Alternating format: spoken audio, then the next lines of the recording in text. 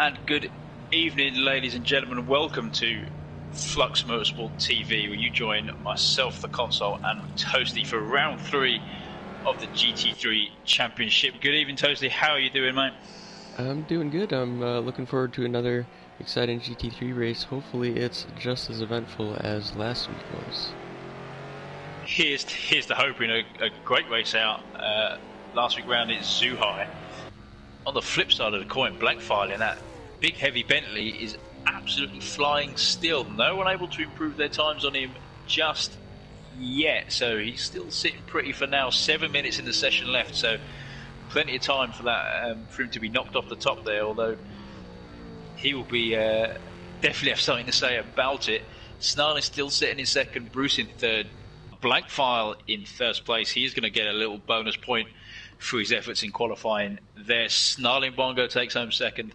Takes home second. He's going to be starting on the opposite side of the grid alongside Blackfile. He'll be looking to get that move done nice and early, I think. I expect a very aggressive move into turn 1, try to take that inside line away from Blank. Bruce is going to line up in third place. Giona in fourth. Great viewing from him, coming up from the reserves and immediately making his stamp and his mark known. Good driving from him so far. Wadge in fifth place, but again, still one to watch. Toten and the other reserve coming home in 6th, so both of them in the top 10. Great effort from both of them. Chris Motorsport in that pink and white Lamborghini, he's currently in 7th. Immortalis is going to line up in 8th, Jack in 9th, TGS in 10th.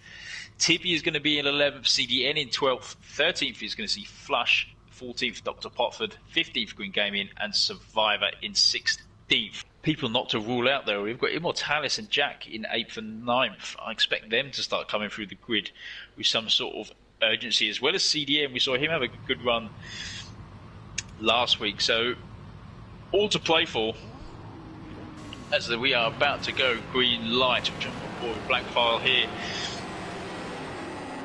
and the green lights are out. Snarling, it's a brilliant start onto Blackfile into turn 1. As I said, he's going to make a super aggressive move. It looks like Gianni's getting on the inside of that Lamborghini, thinks better of it, getting on the inside of BruceLaw, hangs on to third. Snarling pushing Blackfile to the outside. They're still side by side. Blackfile just got the edge for the minute. They're going to be coming into this snaky section here. Looks like everyone else got through clean. No pushing and shoving just yet. I want to go back through the grid, but this action is super tight for the minute. Nice. We see someone getting sideways there. That looked like it was Immortalis catching Toten, I believe. He's going to have to wait for that to clear up. CDN picking up some spaces there as well. Wadge still coming, sitting in 5th, just on the back of the top 5 here, coming into the Degners. Chris a little further back, leading at 6th, 7th, 8th, 9th, and 10th by the looks of it. Flush just on the back of that lot. So that's going to go right back to Survivor, who is in 12th. So those 6 cars are all running in a chain. Dr. Potford looks like he's got a bit of a wonky bumper, so he's maybe collected in something. Green Gaming and Toten and Immortalis, we saw have the contact coming into that snake section there. Blackfile pulling out a bit of a gap onto Snarling already, nearly a second as they come up to 130. Bruce unable to really capitalise on the pace of that McLaren just yet. Sector 3, as Tosi said earlier, is going to be its weakest section, so he's going to be sitting tight, waiting for that move into turn 1, if any. Giona is still running well into 4th, and is that Snarling gone round at 130? Looks like he's clipped that curb. Flush looks like he's coming under pressure from Chris into turn 1. Last of the late breakers, very brave onto the brakes from Chris there. Great move, well done from both drivers to keep it clean. As he looks like he runs a little wide on the exit, but that Lamborghini should be able to power out of there over the R8. And CDN looks like he's either coming under pressure or has just got the move done on Tibi. Couldn't quite see it because of the camera angle there. So this group of 4 are going to be going back and forth. The 2 Audi R8 teammates of Tibi and Flush having some early work on their hands to deal with. Just jumping up the grid a little bit here. Looks like Giona was looking to make a move, but they're further back than the timings believe.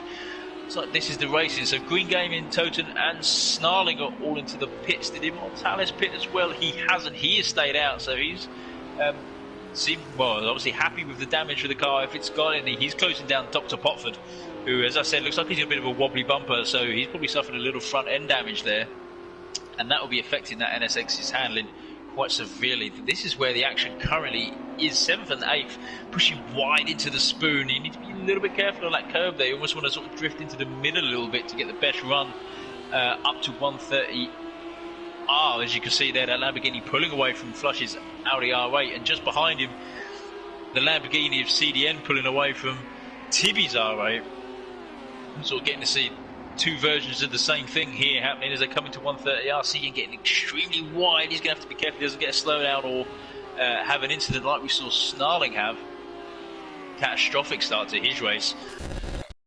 Let's just jump back a little bit further here. Survivor looked like he was closing on the back of Dr. Potford, but that's not come to anything either. Immortalis has got round the good doctor, so he's up into 11th place, looking to get his race back on track. He was sort of qualified just inside the top 10, so he's got dropped a few places, got a little bit of work to do to get back to where he was. Green Gaming is still in the pits, or has gone back in the pits. It looks like a little bit difficult to follow a car through high downforce, high-speed corners. Not as much as the LMP2s yesterday, but we have Giona off the track. Giona's just dipped into the dirt there, so he's going to be falling backwards. Commentator's curse. Looks like he's going to lose out to Tibby as well. Does well to pull out of that one. You don't want to be going too wide through 130R.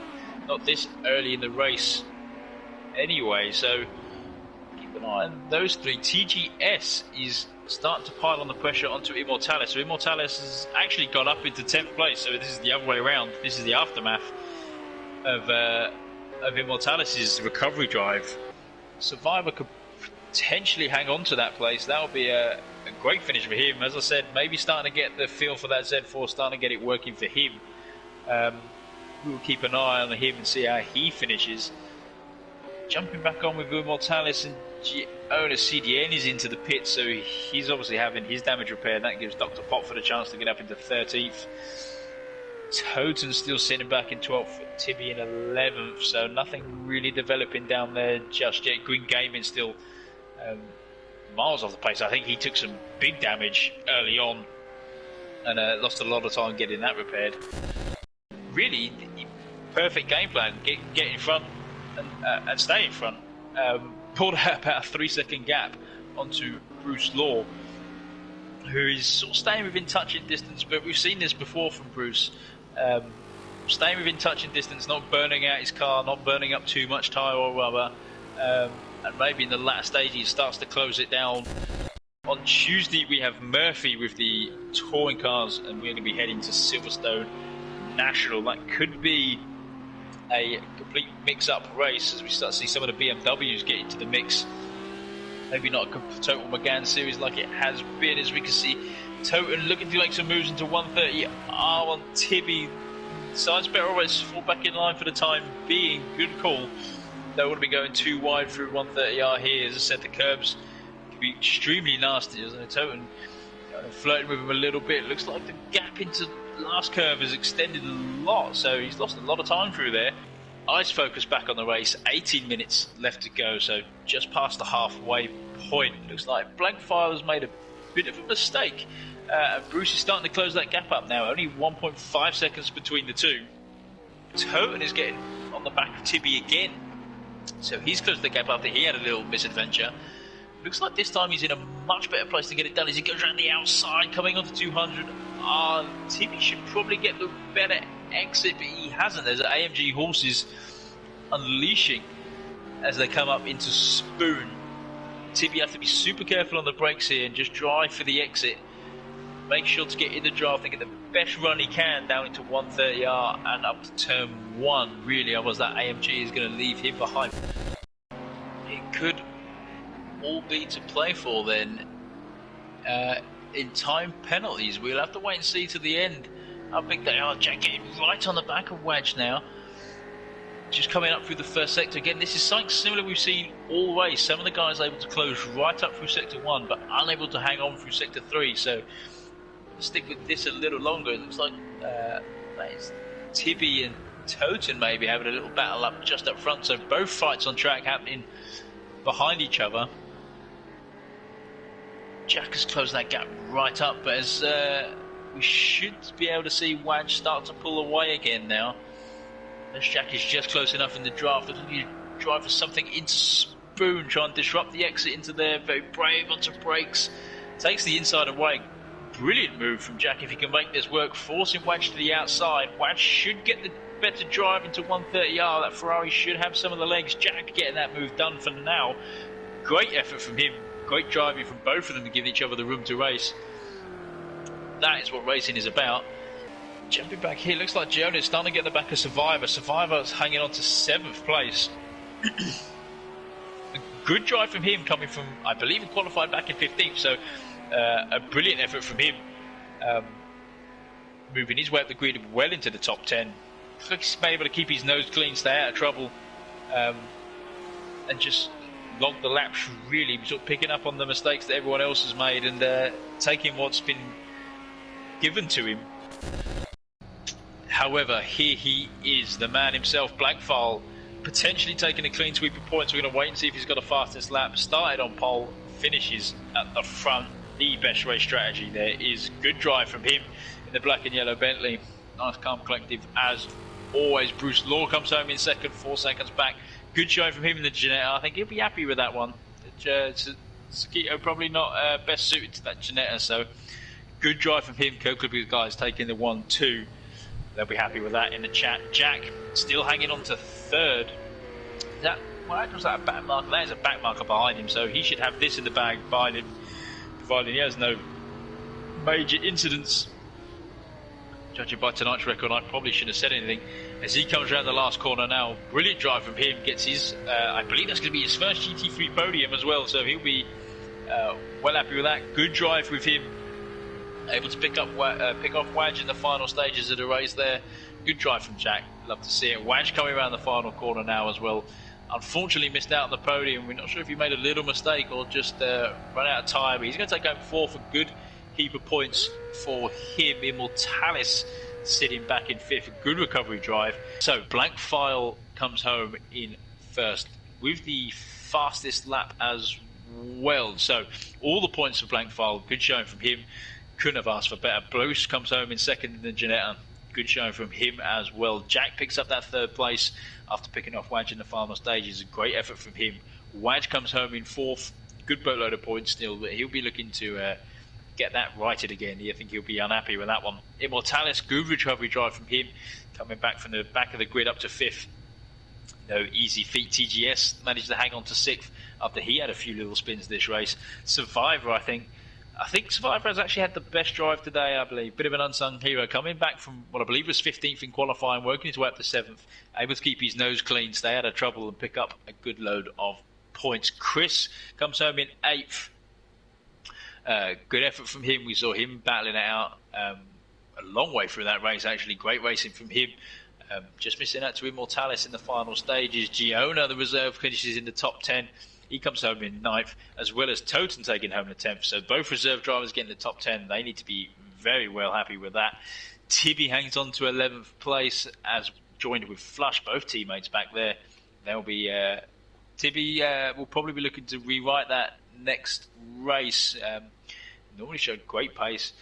Flush, we saw, have that massive incident on the exit of 130R, so that'll be why he's back there. He'll be not happy with that result. Dr. Potford back in 13th place. Unusual to see him that far back in the grid. Normally Mr. Consistent is definitely running up in the top 10, so maybe this track just not favouring him today. CDN back in 14th. We saw him have a bit of a spin. I believe it's into turn 1 as well, so the track not being so kind. Green Gaming sitting in 15th, which I believe is where he qualified, so he makes that 1 place. And unable to get the Z4 working as well as his teammate Survivor, so they'll be exchanging notes this week, I think, getting ready for Fuji. And Snarling Bongo was the last driver who had that incident on the exit of 130R and unable to continue the car. So that concludes this week's worth of racing. Be sure to check out the streams. Muttley and One Tune bring the Stock Car Championship at 8 o'clock Eastern Time. That's coming up. Please hit the subscribe button and that little bell so you get notifications. It helps us grow bigger and better. I've been your host, The Console. I've been joined with Toasty in the Box. Thank you for coming tonight, mate. And we will see you all next week. Thank you and good night.